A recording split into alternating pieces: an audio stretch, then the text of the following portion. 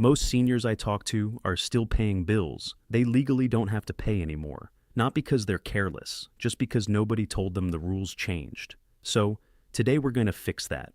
Stick with me for the next few minutes and I'll walk you through 5 specific bills that many seniors are now fully or partially exempt from as of June 2026.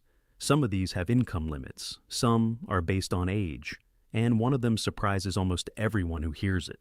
Let's go through them one by one. So, why are these exemptions happening now?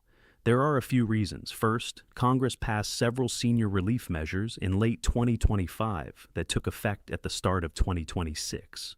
Second, the IRS updated its thresholds for the new tax year, which quietly changed who qualifies for certain credits and exclusions.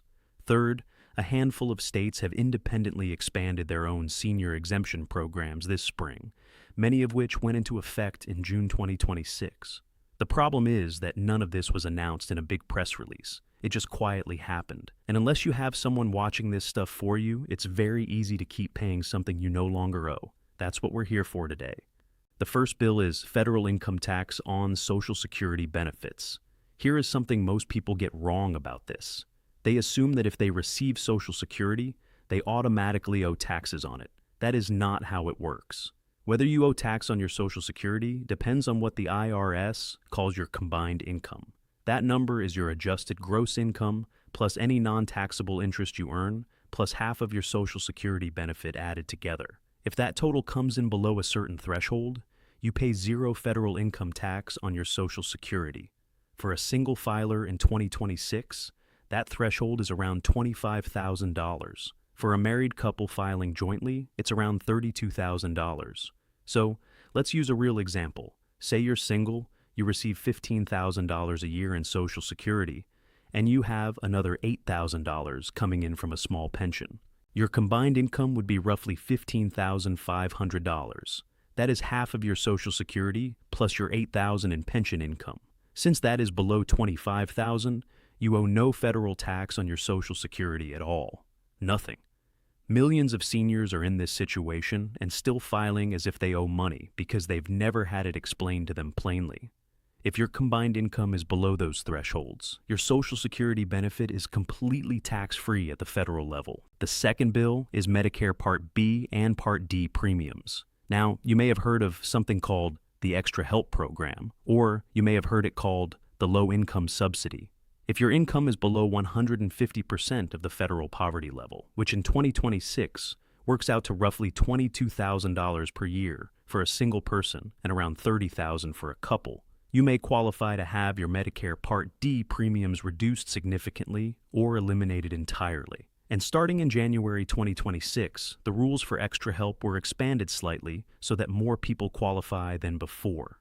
On top of that, if your income and assets fall below a certain level, the Medicare Savings Program can actually pay your Part B premium for you. Part B costs most people around $175 a month in 2026. If you qualify for the Medicare Savings Program, that bill goes away. The mistake people make here is assuming they won't qualify because they own their home or have a small savings account. The rules around what counts as an asset are more forgiving than most people expect. Your home does not count. Your car does not count. A small life insurance policy often does not count either. The third bill is property tax. This one varies by state, but as of June 2026, 43 states have some form of property tax exemption, credit, or freeze program specifically for seniors. Many of these programs have age cutoffs, usually 62 or 65, and income limits that are often higher than people expect. In many states, the income limit is $60,000 or $70,000 per year, which means even moderate income seniors can qualify. The most common version is called a homestead exemption, and it simply removes a portion of your home's assessed value from the calculation that determines your property tax bill. So, if your home is assessed at $200,000 and your state gives you a $50,000 senior homestead exemption, you're only being taxed on $150,000. That can save you several $100s a year. The mistake people make is assuming they already have this exemption applied automatically. In almost every state, you have to apply for it. It is not automatic. And many seniors have been in their home for 20 or 30 years and never once applied. The fourth bill is utility costs, specifically your electric and gas bill. There is a federal program called LIHEAP, which stands for the Low-Income Home Energy Assistance Program. It helps low and moderate income households pay their heating and cooling costs.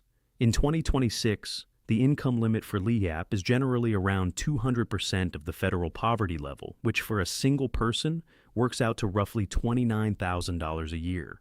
For a couple, it's around $39,000. Many states also run their own utility discount programs on top of LIHEAP, and several states expanded these programs in early 2026, specifically for seniors. There's also a lesser-known program called the Lifeline Program, run by the FCC, which reduces phone and internet bills for qualifying low-income seniors by up to $30 a month, or up to $75 a month if you live in a rural area. The common mistake here is thinking these programs are only for people who are truly struggling. The income limits are more generous than most people assume, and many working-class and middle-income seniors qualify without realizing it. The fifth bill is prescription drug costs. This one changed significantly because of rules that took full effect in 2026 under the Inflation Reduction Act. There is now a hard cap on out-of-pocket prescription drug spending for Medicare Part D enrollees. In 2026, that cap is $2,000 per year. That means once you have spent $2,000 out of pocket on your prescriptions, Medicare covers the rest for the remainder of the year at no cost to you. Before this law, there was no cap at all, and some seniors were spending $5,000, $8,000, even $10,000 a year on prescriptions. That is now over. In addition, insulin for Medicare beneficiaries is capped at $35 per month per prescription. If you or someone you know is paying more than that for insulin under Medicare, something is wrong and it needs to be looked at. And again, if your income qualifies you for extra help, your out-of-pocket drug costs can drop to just a few dollars per prescription, sometimes to zero. Now, here is the one action step I want you to take this week. Just one. Go to the website benefitscheckup.org.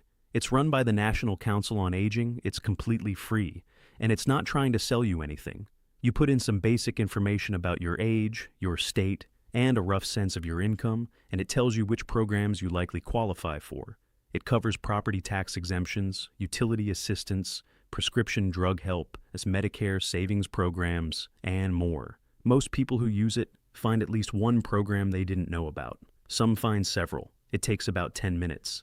That's the one thing I'm asking you to do this week. Not because you need to do everything at once, but because knowing what you qualify for is the starting point for everything else. You cannot apply for something you don't know exists. One more thing before I go. The biggest mistake I see seniors make with all of these programs is waiting. They think maybe next year they'll look into it, or maybe they'll ask someone eventually. But these exemptions are not retroactive in most cases. You don't get the money back for the years you didn't apply. You only start saving from the day you apply forward. So, the sooner you take that one step, the sooner you start keeping more of your own money. And that is the whole point of what we do here. Not to overwhelm you, not to sell you anything, just to make sure you know what you're entitled to so you can make a clear-eyed decision about what to do next. If this was helpful to you, please go ahead and subscribe. Next week, we're going to cover something that catches a lot of seniors off guard when they start taking money from their retirement accounts. There are rules around required minimum distributions that can cost you a significant penalty if you get the timing wrong, and there are also some new exceptions that went into effect in 2026 that most people haven't heard about yet. We'll walk through the whole thing step by step, just like we did today. Same calm, no pressure approach. I'll see you then.